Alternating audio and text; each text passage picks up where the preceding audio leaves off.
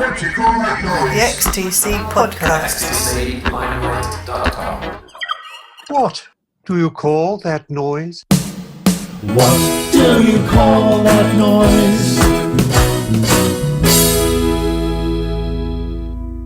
It's not every day fans are treated to a new XTC release, but that is exactly what is happening on Record Store Day with the appearance of Live Boots, a double LP set recorded at Emerald City, New Jersey in 1981. Hello, I'm Mark Fisher, and on this episode of What Do You Call That Noise, the XTC podcast, we are looking forward to the 18th of April 2026 and the exclusive Record Store Day release. Cut by Jason Mitchell at Loud Mastering and pressed on 200-gram vinyl, the package comes complete with new notes from all four band members. Andy Partridge said, "We were tighter than a firefly's fundament that night. Even more astounding was the adrenaline-soaked speed we took every song at." Better still, Live Boots is the first of a promised XTC bootleg series, so plenty to look forward to there. Looking back to the Emerald City gig on the 17th of April 1981 is our guest today, XTC's sound engineer Gary Bradshaw. In a great interview, Gary talks about the amazing story of how he went from guitar tech to sound engineer and how he went from XTC to some of the biggest bands in the world, including Alison Moyet, George Michael, Pink Floyd, ELO and Take That. He talks about jumping aboard the Police's tour bus, the shock of seeing Andy collapse on stage, and why he still rates XTC as among the finest bands there ever was. All that is coming up in just a minute. First, to get us warmed up, let's have a listen to the noise you've been kicking up. Frequent listeners will know that every episode we hear a song that has been inspired by XTC in some way. This time it's the turn of Alan Knox and the Kettle Zone. And here's Alan to introduce Every Other Summer's Day. What do you call that noise? I'm old enough to remember when XTC were in the charts with Making Plans for Nigel, Sergeant Rock and Senses Working Overtime. I even remember the original transmission of Peter Glaze performing Making Plans for Niggle on the BBC's Crackerjack on Friday at 5 to 5. When XTC came off the road in 1982, I'm ashamed to say they fell off my radar. But there were occasional reminders that they were still active. I remember seeing the video for The Meeting Place on a TV video marathon, which must have been around 1987. There was also a free music magazine which was only available from music stores called Making Music.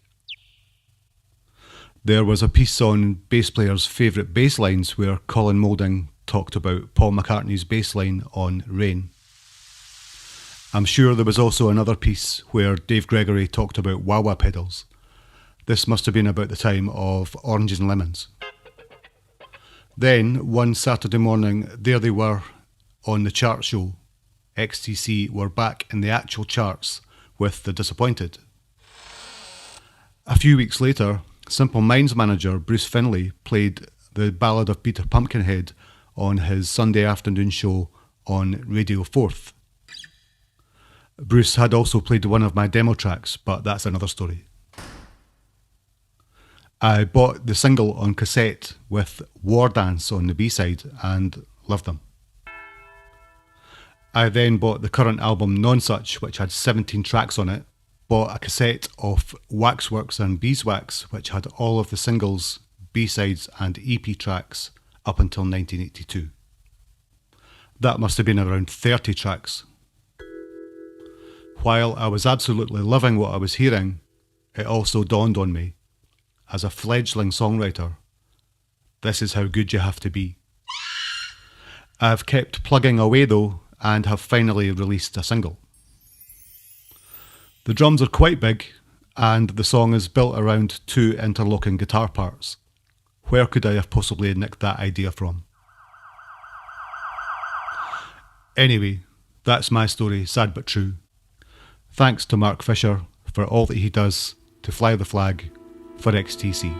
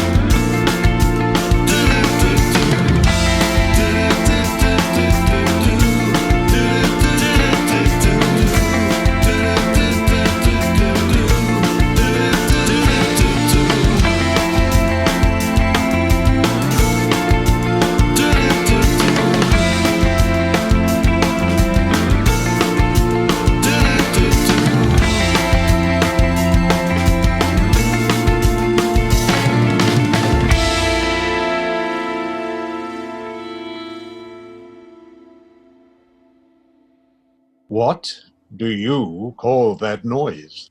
Thanks very much for that, Alan. You can find more of that kind of thing at Alan's SoundCloud page, which is on soundcloud.com/the-kettle-zone. I'll put a link in that at the bottom, and it's also on Spotify and other places you can find on the internet. And if you have an XTC-inspired song, do let me know at mark@xtclimelight.com. What Do You Call That Noise? The XTC podcast is sponsored by the online record shop Burning Shed, which is the only place to get official XTC merchandise. And if the Live Boot series continues as planned, Burning Shed is the place to keep your eyes on. They ship worldwide and proceeds go to the band. You can sign up for their weekly newsletter at burningshed.com, where you'll also find goodies from loads of artists, including Stephen Wilson, the Durruti Column, Paul McCartney, Billy Bragg, Pink Floyd, and Big Big Train. They've just hit their 25th birthday, so many congratulations to them. Also helping keep the podcast going are the dedicated XTC fans who have signed up to Patreon. Many thanks to all of them. If you'd like to be part of the elite team who keep the podcast going, what are you waiting for? Just head over to patreon.com/Mark Fisher and choose your level of support. It really does make all the difference in keeping the podcast going. As well as the podcast, there is a book. What Do You Call That Noise? An XTC Discovery book, which offers a musician's eye view of the band. You can buy it at xtclimelight.com, where you'll also find details of all of these podcasts. Okay, time to hear from Gary Bradshaw about going on the road with XTC, first as a guitar tech and then as a recording engineer. And I started the interview by flicking through his LinkedIn profile. What do you call that noise? I've just noticed on your LinkedIn profile that you've got a geology qualification. Did that ever come in handy? Never. Only the word rock, using the word rock. Yeah. That was about it, really. Yeah. You were in a band, I believe, with your brother, were you? Yeah. Is that how you started off? That's how we started, yeah. And but it was in the sort of punk era. And we were into all the things the punk weren't into. So people used to stay away in droves for our gigs. But we had a decent sounding PA system. So we used to hire the PA system out instead of playing. And we got into that side of things, me and my brother, yeah. So when you say it wasn't punk, you were, what were you, prog rock or something like that? Free, Bad Company, all that sort of stuff. You know, you're in a band, you've presumably had ambitions. Would you have liked to stay front stage and you know? Yeah, but we realised fairly early on, it wasn't going to happen. You know, you got to earn some money, and we realised we could earn money hiring the PA out. So, yeah, it was a fairly swift decision. Yeah, and it's interesting that it was the PA that you were hiring out, because when you were working for XTC, you started off as a guitar tech rather than a PA hire person.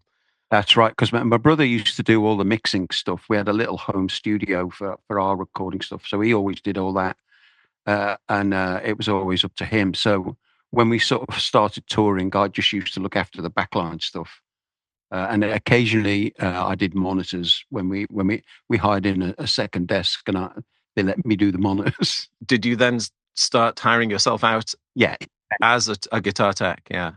We sold the PA. We needed a huge investment to get anywhere bigger. You know, we were just doing the same gigs over and over again. So we both went freelance, yeah. So my brother worked for Brit Row. I worked for a company called Entech. But, you know, I was sort of doing a bit of front of house and, guitar teching, which I was happy with. I was happy doing guitar techs, yeah. And for people listening who don't know what a guitar tech is, what is a guitar tech? Looking after the guitars, and all the backline, really. You know, there was generally just me doing all the backline. So you set the drums up, set the amps up, tune the guitars, you know, do guitar changes during the set and all that sort of stuff. Mm-hmm. How did XTC come into your life? It was through a guy called Richard Ames, who was the tour manager, production manager. So I'd done a few other bands with him, a band called Sniff and the Tears. That name. Don't remember Sniffing the Tears. Yeah. It was a one-hit wonder.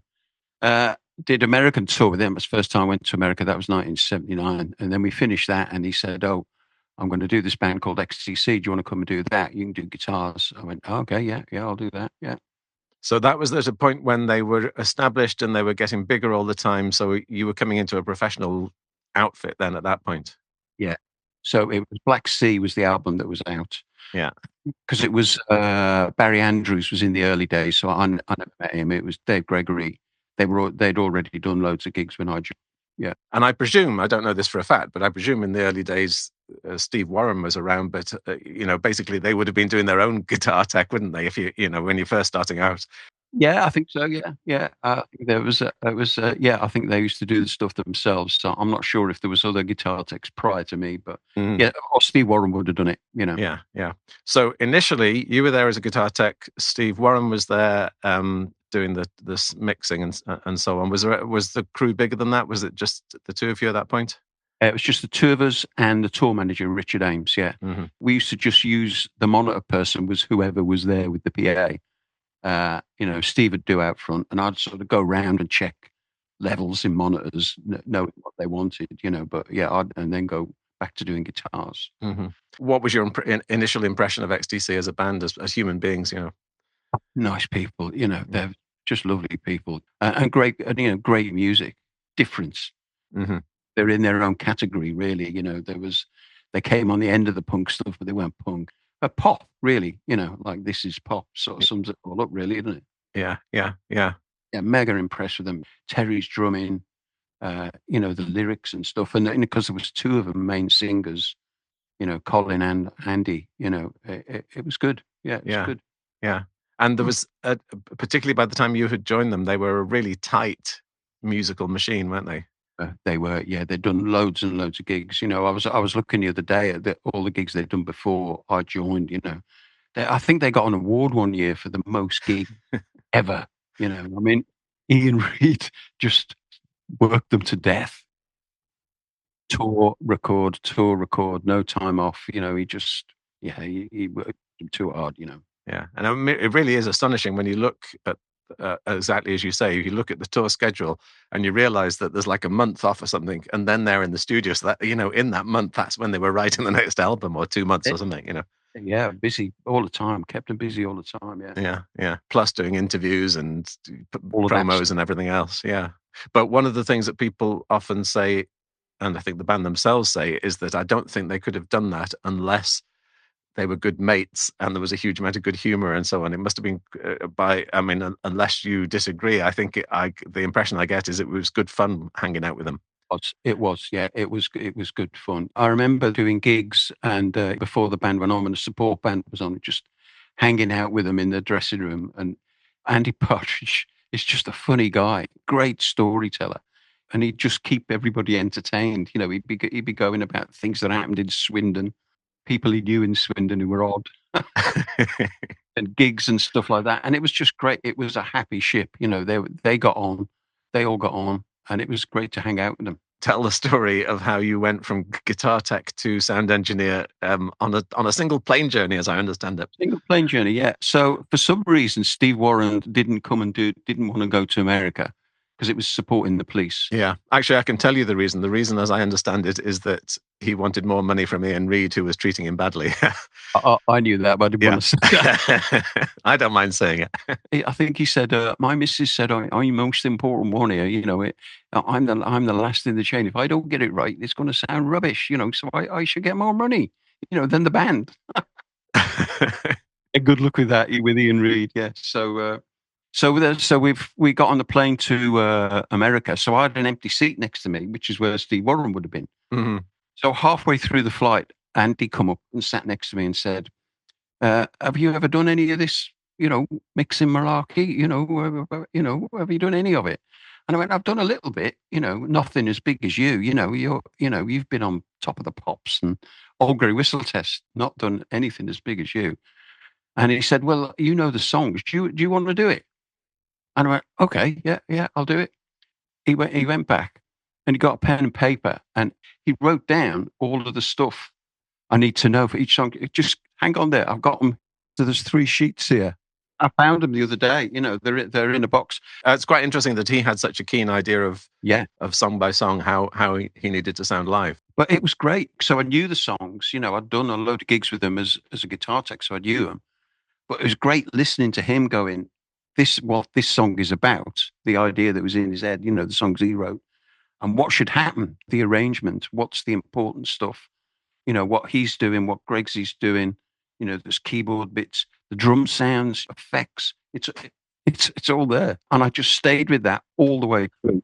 And interesting, you just said that what the song is about. Yeah. So it wasn't just a technical thing of saying, No. put that fader up at that point. It's like there's a meaning in this thing as well. Yeah. So it was great hearing all that. That had a big influence. Yeah, really good. At the same time, I'm going to guess that you were also terrified. Slightly terrified. Yeah. So the first couple of gigs were in clubs, I think, in America before we had to go supporting the police. But some of the guys on the police tour I'd worked with from Entech, so I knew them, and they knew me. So they were really, really helpful. And back in those days, you used the same desk that the police used. So, you know, you didn't have another desk with a support band, which is what you have nowadays. You just had one desk. So you weren't allowed to change the EQ, you know. So, you know, they had like the same mic on the kick drum as Stuart Copeland had. So it's all sounded pretty good anyway, you know.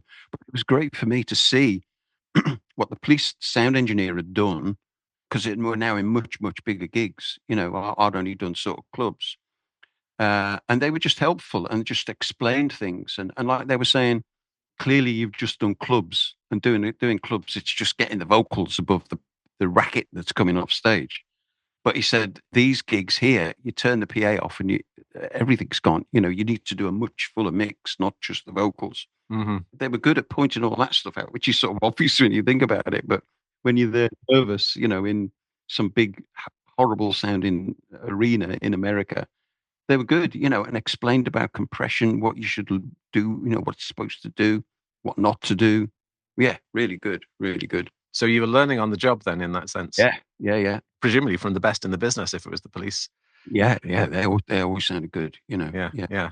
Kim Turner, I think the front of house guy was. Was it an advantage or a disadvantage to do your first job with a desk that was already set up for you? I mean, because I'm kind of thinking either it was good because you knew that you couldn't touch the EQ, so you didn't touch the EQ, or it was complicated because you wanted to get a certain sound that you couldn't get.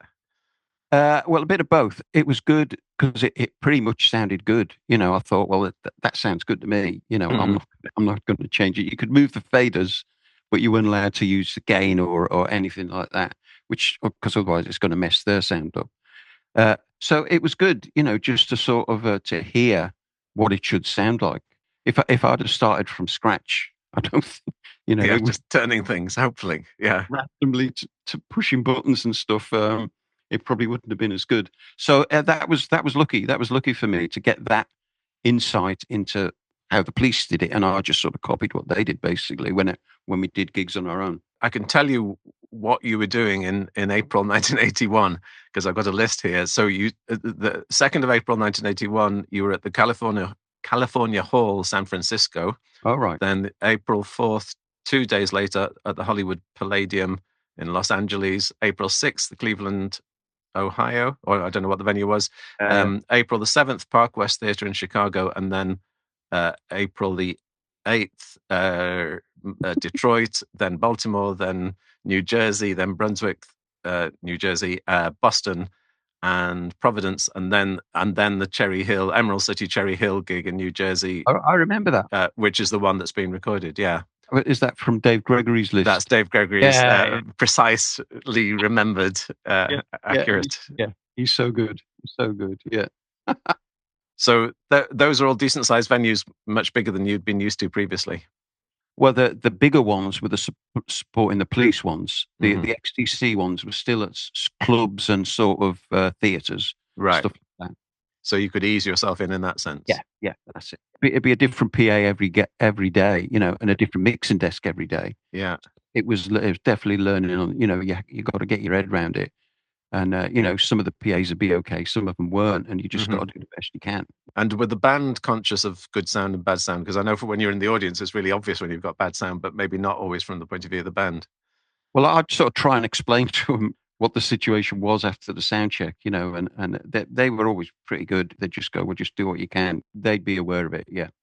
In those cases where you were the support band. I mean, I still find it even today, if I go and see a gig, it's quite common that the support band sounds much worse than the main act. Yeah. It's usually the way, but if you're the main act, you've got your own desk and you've done rehearsals with it and it's all geared up for how you want it to sound, The support band, you just got to do the best you can, From gig to gig, in terms of the bands playing, how I've already said that they were a very tight operation, but were the good gigs and bad big gigs from a musical point of view?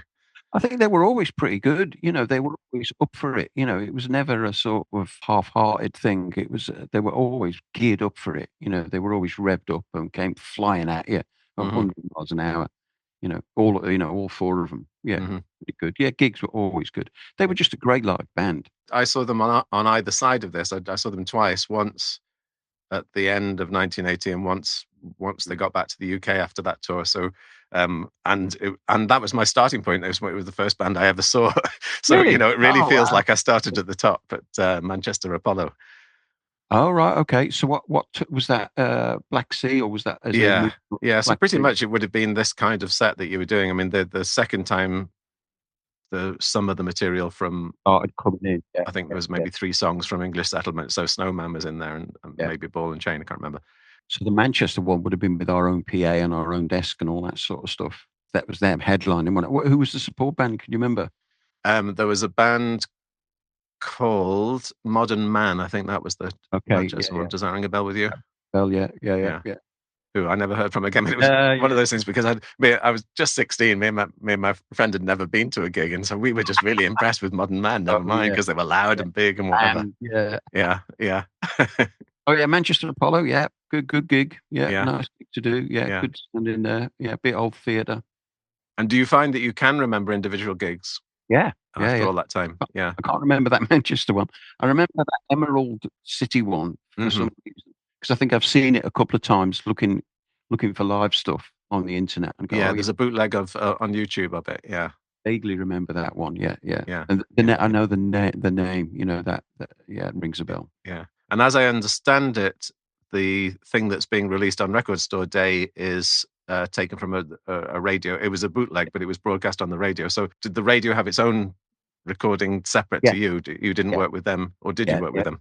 No, they had a split, so they were mixing stuff separately, which I never got involved in. Yeah. But I've heard it. It sounds pretty good. So how long did you stay with XTC? There was 2 tours of America supporting the Police. But the second one, they went into bigger gigs. They went into sort of arenas and sort of concert halls. So again, it was learning about what to do, watching what they were doing, in these big, horrendous sounding gigs.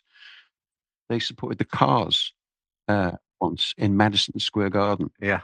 So there was me doing out front, and there was a guy called Charlie Hernandez doing the backline. Like Madison Square Garden, it's still a sort of heavy union gig, and you got to play by their rules. Right. And it was supporting the Cars. So, and it's not on the ground floor, Madison Square Garden. It's up a massive big ramp. So they really don't like bringing equipment in that you don't need. So they wouldn't let us bring any spares up. They went, "What's this?" And you go, "It's a spare guitar." "Oh, you don't need that."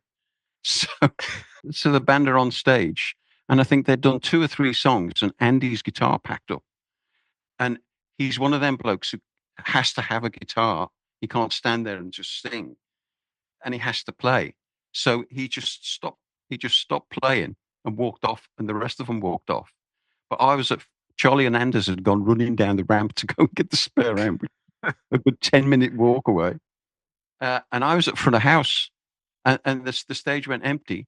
And then all the local guys just went and took all the equipment off. Oh, no. So I was going, "No!"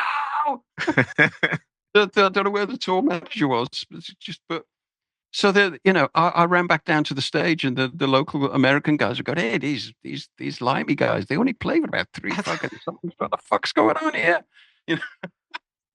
So that was a disaster. That was a proper disaster. Sounds like a proper disaster. And then what happened after that? Did they come back on it? Did they get the equipment back on?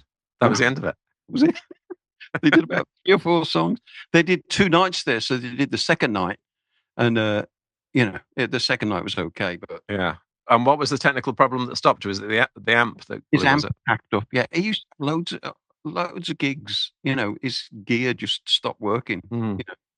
I remember there was the last gig on one of the tours was at Cardiff, and just the whole night, and the spare amp just wouldn't work and all of that sort of stuff. Yeah, he always. Yes, I've heard of that Cardiff gig, because that Cardiff gig, I think, was the last gig XTC ever played in the UK, because I think you're right. yeah. Yeah. But the band somehow managed to get through it with improvising or whatever. Yeah. Cardiff Top Rank, I believe. Yeah. I remember that one. Yeah, I remember the disaster. It was always Andy's stuff, Gregsy's stuff, or Colin's Always stuff. worked. Always worked. It was just Andy's stuff. Was that bad luck, or he bought dodgy equipment in the first place? Just bad luck? Everything had been gone through and checked and everything, and it would still back up just at the wrong time. I'd imagine from your point of view, you must just feel helpless in that situation. There's nothing you can do. Yeah, I mean, you're sitting at the desk. There's by then there was like two or three guys on stage looking after stuff, doing whatever they could. But yeah, not a lot you can do about it. It's sitting in the front house. When you talk about good gigs and bad gigs, it's nothing to do with the audience. It's to do with anything to do with Andy's gear circumstance. Yeah. He'll remember all that. It was somehow funny. I don't know why. I don't think he would find it funny, but it was always him.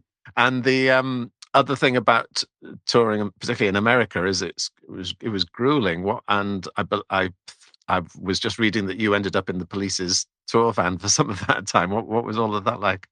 Because there was me and Charlie Hernandez.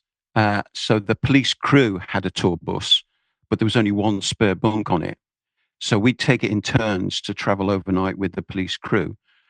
And then because there was no room for one of us, we'd take it in turns to actually go on the police's band bus. So XTC band would fly, but because we had to get there early, to set our gear up. So a couple of times I went with the police. So there'd be a tour bus with the three of them, the driver and me. And your celebrity friends. I hated it. I didn't want to be there. They didn't want some support band roadie listening to their conversations. I thought they used to fight. Sting and Stuart Copeland used to properly fight. Sort of fist fights. But it never got to sort of fist fight. It'd be wrestling, and stuff like that. But it'd start off mucking about, and it'd end up getting pretty serious. And I'd just leave and go to sit in the back lounge on my own. I remember I wanted, some really long journeys, and I was just sitting in the back reading a book or something like that. And then Andy Summers, the guitarist, he came into the back and said that, look, you can't just sit in the back on your own here. Come sit up with us. I went, okay. Didn't want to. So I came, sat in the front, and he said, we usually play backgammon. Do you know how to play backgammon? I went, no. Right, I'll show you how to play backgammon. So there was the four of us there, two police ones, Sting next to me and me, trying to play backgammon, and it was just very awkward. I didn't like it. On the other days, Charlie Hernandez used to go with it, and he loved it. And he would interact with them and stuff like that. I'm about, but I didn't like it. I just too shy, Has that been the case? We can talk in a minute about other people that you've worked with, but in general, there's a weird thing. I mean, I find it as well, because I work as a journalist and I end up interviewing lots of people, and there's always a bit of me that thinks, well, I'm getting you to talk right now, but I'm not your mate. I'm not, maybe we could become friends, but we're not, but there's a sort of particular relationship. And so when you're in the company of, me with the XTC at the weekend, I've just seen them, I'm friendly with them, but you kind of think, well, what exactly is your status? Is that something that you always feel, or was it particularly at that time in your life with the police? They, I didn't even work for them. They just didn't want me there. And some of the times the manager would come on with them, Miles Copeland, and they'd start talking about business stuff. Mm-hmm. Talking about vast sums of money. So again, I just used to go and hide out the back. Andy Summers was a nice guy, and Stuart Copeland were always very friendly. Sting was always just sort of kept himself to himself. But yeah, it was an experience. One of the things Terry was talking about the other day was when, in the very early days of XTC, they supported Thin Lizzy, for example, at a very early stage before they were even signed. And he was just describing that thing of being able to, as a young semi-professional, unprofessional band or whatever, looking at a professional band and seeing how they operated. It was a great inspiration for them to say, oh yeah, we should be behaving like this. And I imagine that, particularly for you at that time, to be. I mean, XTC were very professional, and then seeing the Police, who were just one step up as a sound engineer, it must have been sort of inspirational about how or what your level of attainment should be. Yeah, for them, Andy had come on and sing one of the songs with Police as well towards the end. But yeah, they were getting bigger and bigger. They were at that first tour, they were still doing sort of universities and stuff like that. And then the next tour, they were in bigger gigs. So they were building a huge sort of fan base. The records were selling like hotcakes, Mm-hmm, So yeah, mm-hmm. they were looking at trying to emulate them. Yeah, because at the time they were just a couple of steps. They started off from the same position pretty much, but because of hit singles and so on, they were just a couple of steps up the ladder. Oh yeah. After you were involved, the band came off the road altogether after Andy collapsed on stage. And as you were just saying, when you look at the intensity of the work they were doing, it seems to be less and less a surprise to me that Andy suffered in that way. Did it seem to you that they were being overstretched? Yeah. Oh yeah. Ian Reid didn't manage the band at all. That's what a good manager would see. Andy was struggling a little bit. Although, I've read accounts that the rest of the band weren't aware that Andy was in such a bad state. That's right, yeah. So maybe Ian Reid didn't even spot it, but that's what he's there to do, is to manage people in the band. And he was just getting them out on the road, and taking all the money by all accounts, But that last tour for the English settlement thing, there was a lot more sort of preparation went into that. There was rehearsals in Shepperton, and there was a set. They went into fine detail. They were listening to mixes and stuff I was doing. Things like the drum sound, I talked them into getting a reverb unit to use on the drums, not on the vocals, a Lexicon 224, which was rare to see touring, but that's to get that room sort of drum sound, and that talked Ian Reid into letting me hire it. Mm-hmm. It was great, so it made a big difference to particularly to the drum sound, Mm-hmm. And were you conscious of what the recorded material sounded like, what the records sounded like, in the sense I know, one of the reasons Andy sometimes gives for not wanting to have played live after 1982 was because it was too difficult to emulate the stuff that they were recording on stage, and you would have needed a whole orchestra or whatever. XTC sometimes played around with improvisation. There was a sort of dubby version of Scissor Man, for example, but on the whole, they tried to do, certainly with the early material, sort of a good approximation of what was on the recording. So was that also part of your brief? I mean, if you're talking about getting a special reverb on the drums or whatever, that was that to emulate that gated drum reverb sound. Yeah, I'd listen to and make notes on the album, which sounded great, and just try and get it as close as possible. And if we needed something else, I'd ask them for it. And we got the 224, but there's things you just couldn't use live. Still in sort of early stage. Nowadays with the digital desk and everything else, you could recreate a lot of the stuff they did in the studio. But back then you couldn't. There was a couple of songs that involved using a cassette playback thing from me, like Melt the Guns had a sort of click track thing going through it, which was from Front of House. And Battery Brides had like a drone thing in it, which was just played on a cassette. Yeah. So you'd have to know when to stop it and start it. So it was very sort of, belt and braces type stuff, but it worked well. In No Language in Our Lungs, in that long instrumental bit, there was like an ambient noise thing that sort of crept up. Gregsy did it, put these cassettes together, and I've got them somewhere. So I should send them to Terry, because they did No Language in Our Lungs. That's right. Yeah, I've got the tape if you want it, and it's, you don't have to play to it, it's not like I've got a click with it. It's just that sort of noise that sort of builds up. So I'll see if Terry wants it. Yeah. Yeah, I wouldn't be surprised, because actually with No Language in Our Lungs, I was having just seen the XTC a couple of days ago.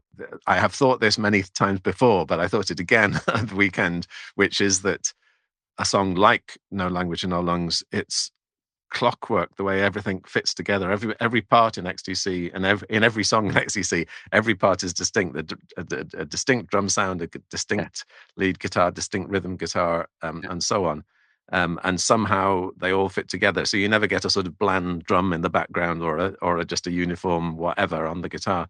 And I would have thought, as a sound mixer, engineer, you're kind of you don't want any part to be missed in that sense. No, it's all got to be there. Yeah, yeah. So, yeah, important to get the same sort of balance they've got on the record, or and again, Andy would sort of explain about the recording thing and what they did at the Menno, wherever they did it, and that'd be good. Or Terry would explain stuff. They would explain what the songs were supposed to be, the arrangement, and all that sort of stuff. So yeah, the more you hear of that stuff, the better, I think. Yeah. You can do a better job. When you are sound engineering, not just with XTC, with anybody, does it feel like you are performing? Because can you do a good night sound engineering and a bad night sound engineering? Oh, definitely. Yeah. Oh, definitely. Yeah. Oh, yeah. There's good and bad. Like with everything, there's good and bad. Yeah. Because it is live, and you've got to be on top of it, and you've got to be thinking about everything. Yeah. It's changed dramatically, from what it was with XTC. It was all analog stuff. PAs were there was no line array type thing, which they all have now. You could control it a lot more better these days, and you've got a digital desk and it'll recall stuff. There was none of that back then days. So there was a lot more hands-on engineering involved, which was good. Were you with them right until the point that Andy collapsed in Paris and the abortive American gig? Yeah. So what are your memories of Andy collapsing on stage in Paris? That got filmed as well. There's film of that. You see him. So it's Respectable Street, I think. And it was just a shock. Didn't see it coming. There's an interview with him at that gig. The French TV company, I think, were interviewing him. So it was literally hours before it all fell apart. He seemed okay doing these interviews, but he just sort of collapsed, put his guitar down. The three of them looked at one another, going, "What do we do now?" Carried on playing to the end of that song, and I think Collins said, "We have a technical problem," and that was it. Yeah. That was it. And then so there were more European gigs after that. So we went to a few of them, thinking that, because Ian Reid said, "Oh no, there's nothing wrong with him. Nothing wrong with him." Give him a slap around the face and go, "Oh, what's with him?" And thinking that the tour was going to go on. So I think the next couple of gigs were in the UK. So we actually went and set all the stuff up, expecting them to show up. No one. And then I think we went to the second one and again set it all up. And got a call. No, they're not coming. And then I think the third one was Brighton Top Rank, which is a horrible loading. There's loads of stairs. You got to carry everything down the stairs. And we all thought, this is going to happen. And I think I phoned Andy, or I phoned one of the band and said, "Look, we're standing at the top of the stairs with 3 truck worths of equipment here. If you're not coming, we don't want to do it. This is just the waste." So we didn't load it in. I can't remember who it was in the band said, "Oh no, it's not going to happen." So that was the end of that. So all the rest of the stuff just got cancelled. And then we did that gig in San Diego, which he sort of got through. He was clearly a bit rattled, but it was an okay gig. So it must have felt as though they might have turned a corner at that point. Yeah, I thought they had. He was a bit shaky, but thought, oh well, they'd done so much to get to that point. The hardest working band in the world, the best band in the world, on the brink of going to another stage. Just keep going. Come on, don't give in now. Was it the Palladium or something in LA? He just didn't. I can't even remember if he came to soundcheck. So Jules Holland with the support band. I think the support band played, and I think he'd already got on a plane by then. Andy, so John Giddings was over there, the agent. I think he come up and made the announcement, and so that was that finished. Obviously, sad, catastrophic, whatever words you might use for the band, and obviously for Andy's mental health. But that's also your career that we're talking about. You must have been worried at that point. Yeah, exactly. Yeah, So we all got sent home sharpish. Next flight home, you lot are out here. There was, by that time there was a fairly decent crew. So we had the lighting crew, PA crew. The set all got flown over. Those sort of canvas shapes at the back there. So it was a much, much bigger production than they'd ever had. 2 or 3 backline guys, a monitor guys. So there must have been about 10 of us crew. Next flight home, you're out of here, lads. So that was the end of that. Yeah. You just described XTC as the best band in the world. Is that you're not just saying that because you're talking to me? I love them. I love them. I still listen to stuff. The albums they've done since the split, are amazing. And hats off to them to keep going and producing great songs. Yeah. Weirdly, Dave Gregory's brother, he bought my brother's drum kit. Oh, did he? The band, yeah, my brother sold, and it was Greg's brother bought it. Yeah. So is that the one on the Dukes of Stratosphere material? I'm not sure. Yeah, it could well be. Yeah, could well be. So, an initial alarm for you, but I was just looking at the number of bands that you've worked with subsequently. I think probably in between this, you were working with the Stranglers on the Men in Black tour. So that was in between things, was it? And then, well, I'll just read out some of them: Haircut 100, Alison Moyet, George Michael, Simply Red, Pink Floyd, Eurythmics, Diana Ross, ELO, Take That. Very, very, very big bands. You've had a very prestigious career. Well, there was an XTC connection with the Eurythmics, because one of the tour managers for XTC was a guy called Paul Bailey. Oh yeah, who did one of them, and I was sitting home. This would be 1984. Sitting at home, got a call from him, and he said, "Oh, what are you doing?" And I went, "Oh, I'm at home. Why?" And he said, "Do you fancy coming and doing the Eurythmics?" I went, "Yeah, what a great band." I said, "Oh, when's that starting?" He went, "Tomorrow." Oh, okay. Where? Copenhagen. Right, okay, yeah. So the guy who was doing it, a bit like the Steve, I've had loads of those things where I've just stepped into something, and done the best you can. The guy who was doing their stuff also did their studio stuff. Had hurt his back, I think, so he didn't want to do any more live stuff. So straight in, and so that was the next 3 tours, all through the 80s. Did Eurythmics, worked at their studio in Crouch End, did some studio stuff with them. Carried on doing Annie's stuff, some of the Annie's stuff afterwards. I did a gig with her last year at the Albert Hall. Annie, so lucky to get good bands. Yeah. And do you think you could have done that without the grounding that you'd got in with XTC? Well, no, because it came from the tour manager. So the tour manager had SC'd what was going on with XTC and thought, oh, hopefully he'll do a good job with this lot. And on a technical level, the things that you learnt, whether it was via the police's people or just being in front of that stage with XTC, that you had a steep learning curve. You learnt very quickly.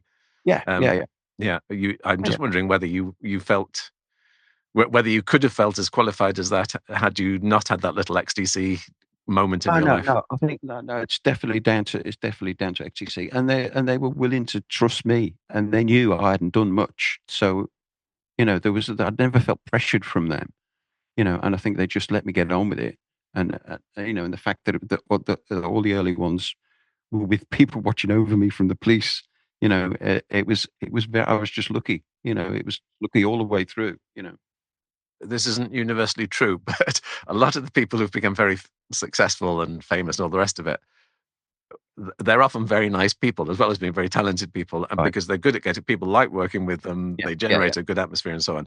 But of course, there is also the ego problem. There are a lot of big egos in the pop music world. Have you experienced both things? Have you experienced nice people and egotistical people? Oh yeah, lots of them. I won't name names, but there's a few.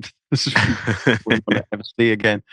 Generally good. The band side of things. I mean, Take That for instance. Again, nice bunch of people. So I've done them. Almost from the beginning. So when they were big in the 90s, I did 3 tours with them when there was 5 of them. Then they had that sort of 10-year break, and then I've done all the stuff since they've reformed. And there's a huge amount of musical range in those acts that I just listed, from Pink Floyd to Take That. There are not that many people who are Pink Floyd fans and Take That fans. I'm sure there are some, but is it important for you to like the music that you're working on?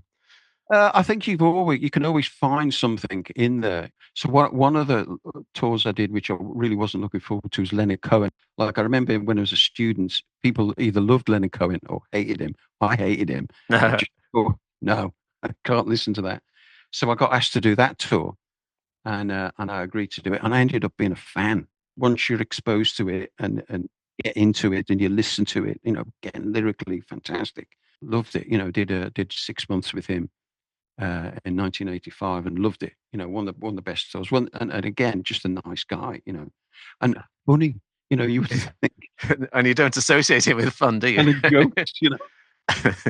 He was funny. He'd get people heckling him, and the audience would laugh, and he'd go quiet a little bit, and he'd go, right, what's he going to say? And he'd come back with some great comments that made the heckler feel that big. It'd be applause, and it'd be different every night. I remember, particularly when I was younger, being familiar with the band's music from hearing them on the radio, but not calling myself a fan. But then you go and see them live, and suddenly you thought, "Oh, now I get it. I understand why they sound like that." Because you can see them, you get a sense of real people on stage, and it's not just this recorded thing. So I think there's maybe a bit of that you've had on a bigger scale. You think, "Oh yeah, this is a real person expressing themselves in a real way." Yeah. So Annie Lennox, what a performer. And the songs are good, but seeing her live, just the best performer you're ever going to see. Yeah. The commitment and she relives the songs every night. Mm-hmm. Amazing to watch up close. Seeing someone that sort of performance. Yeah. And I suppose when you're seeing that night after night, when somebody is investing that much in their material, then it's always interesting for you because they're always live. Yeah. They're always not quite the same as they were last night. That's right. Yeah. I'm just thinking about that anecdote you were saying about feeling shy in the company of the police. Do you feel shy in the company of Annie Lennox, for example? I used to, yeah. But over the years, I've got a little bit more relaxed amongst those sort of people. Yeah, I was always a bit reserved with people like that. Mm-hmm. You kind of realize that whether you're somebody just starting out from college, or you're Brian Cox, that you're just doing a job of work. You're getting on with it, and your celebrity is not attached to you. It's just something that people impose on you, and most people seem very ordinary, and they're just getting on with their job.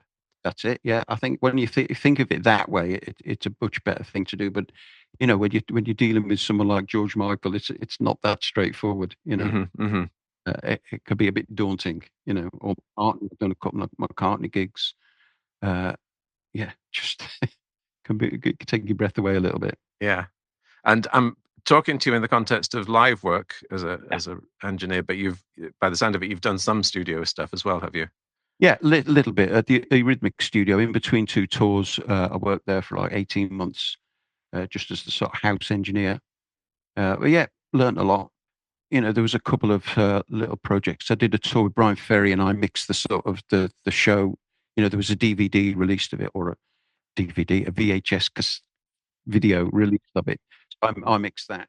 So a couple of little studio projects like that, but 99% is live tour. Does that suit you? Does it feel like a different job when you're in the studio? Yeah. It's what I noticed working at the church was the amount of time you actually spend mixing. You'd start at 10 in the morning, and you'd be there 2 o'clock in the morning and start again 10. And the whole time you'd be listening to stuff. Whereas live, you do a sound check for sort of half an hour, and then you do the show, which is 90 minutes. That's the only time you spend the desk. Studio stuff was I found really, really tiring. Until you got used to it, you'd get used to it. The long hours of actually listening, touring. You're traveling, setting gear up, taking it down. There's not that much time actually spent behind the desk. So different regime of work. Yeah, and there's something great about just that feeling of, right, whether it was good or bad, it's done, and that's it, and it's a fixed thing. It's done. Yeah, you can't go back and fix it. Yeah, and you're always just moving on to the next thing all the time. There's tomorrow. If you've had a bad gig, there's always the next gig. You can redeem yourself. Yeah. Just to round off, I know that you saw EXTC recently and caught up with Terry again. How did you find that gig? And was it, well, I mean, having been there when they were, when the whole band was there playing those songs for the first time, and the EXTC set concentrates a lot on that sort of Black Sea sort of era. So you've heard those songs. What was it like listening to that music again? It was good. I mean, I saw them about 2 years before when I think it was just the three-piece, and I couldn't help myself phantom mixing. There's stuff coming up, and it's amazing how you can remember it. That first time I saw them at the Robin, they didn't have a keyboard player. Yes, that's right. Regsy had a Korg monophonic key, which they did this last time. When I saw them the first time, they didn't have the keys. I was going, what's missing? What's something missing? Something missing? Oh, it's the keyboard. Generals and Majors. There's a little line there Gregsy used to do in Generals and Majors, and I was going, what's missing? Oh. And also, I know you went there when Barry was there, but there were on Statue of Liberty or whatever, there are now those keyboard parts which you think, oh no, those are really sort of central to the sound of the records anyway. Absolutely, yeah. And in the old days, Terry had a drum synth as well. I think it was called a Sniper that had some effects on it, which he doesn't use that. Like they had the Tower of London anvil on this little synth thing. So he used to. I don't think Terry actually enjoyed doing it. So that I was going, something missing again. Something. Oh, right, it's that. Yeah. But I loved it. Yeah, you loved it because you could have had quite easily the opposite impression, as anybody could when you go and see a cover band. You think, oh yeah, it's good, but it's not as good as the original. You could have been sort of disappointed having been there the first time. But they were good, yeah. Good singers, two good singers, good harmonies, strong bass, two guitars. You got to have two guitars.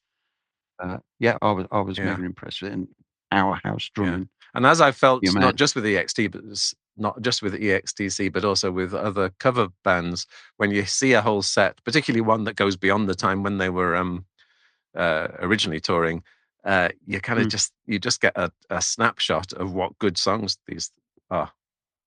Great songs. Yeah. Love all of them. Yeah. And for you it's really impressive for you to be on an XTC podcast when, you could be raving about George Michael, you could be raving about Pink Floyd, you could be raving about Take That or ELO, all of these people you've worked with, but they still, in your head, stand up. Oh, yeah, absolutely. I mean, I'm thankful for them for giving me a go, giving me a chance. It changed everything. That one plane journey, yeah. That one plane, and Steve Warren. I got to thank Stephen Warren for not being there. Steve Warren, thank you for not being there. It's made a big difference to me and my family. Well, thank you very much for talking. I've really enjoyed this chat. Pleasure. It's been really good to chat to you, and it's been really good. Thank you for that. What do you call that noise? Thanks to Gary Bradshaw for that fantastic conversation, not to mention Dave Gregory for suggesting him in the first place. And thanks also to Alan Knox for the music and to you for listening. What Do You Call That Noise? The XTC podcast is sponsored by Burning Shed, the online home for all XTC CD, vinyl and official merchandise. It is also made possible by the delightful supporters on Patreon, who include the following Knights in Shining Karma: Terry Arnett, Kevin Burt, Lorenzo Ciacci, Cale Corbett, Liam Duggan, Jamie Dunn, Alison Eales, Jeff Farris, Mike Grafe, Robert Graham, Camille Henry, Stephen Hope, Alan Hughes, Rick James, Peter Kitchen, Marek Kraus, Jesper Kumberg, Robert Lawlaw, Adrian Loon, Liz Lynch, Murray Meikle, Yusef Murrah, Amy Parkinson, Tim Parsons, Gail Ramage, Mark Reed, James Reimer, Jaime Rostamora, Michael Sutcliffe, Steve Swift, Mark Thomas, John Wedemeyer, Lucy Verbitsky and Mark Whitley. See you all next time.